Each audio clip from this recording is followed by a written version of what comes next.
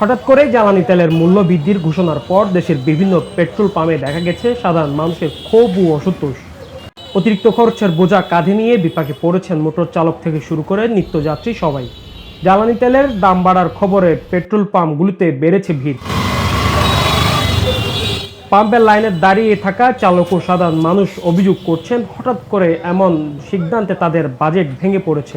কেউ কেউ ক্ষোভ প্রকাশ করে তাৎক্ষণিক প্রতিক্রিয়ায় জানিয়েছেন, হঠাৎ করে এভাবে দাম বাড়ানো ঠিক হয়নি, আমাদের আয় তো বাড়ে নাই, কিন্তু খরচ বাড়ছেই।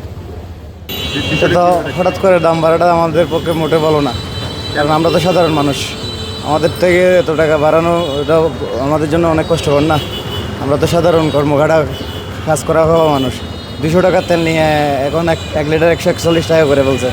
তা আগে এক ছিল 121 টাকা, এখন 20 টাকা বেড়ে গেছে। এটা আমাদের জন্য অনেক বেশি। বাইকারদের জন্য একটা ভোগান্তি আর কি। দাম বৃদ্ধি হওয়ার পরও আমরা ঘন্টার পর ঘন্টা দাঁড়িয়ে থাকার পরে তেল পাচ্ছি, তাও 200 টাকা তেল পাচ্ছি। তো সিন্ডিকেটের কারণে তেল কিছু চুরি করে রাখে, এই জন্য বেশি সমস্যাটা হচ্ছে। আসলে তেলে এতটা স্বল্পতা পড়ার কিছুই নেই।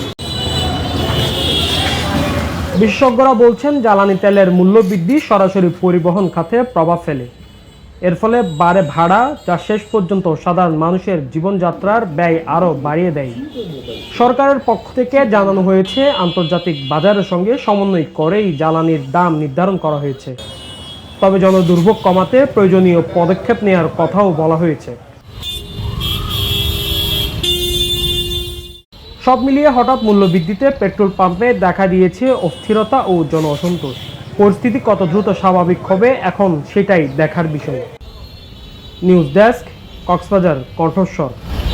জ্বালানি তেল।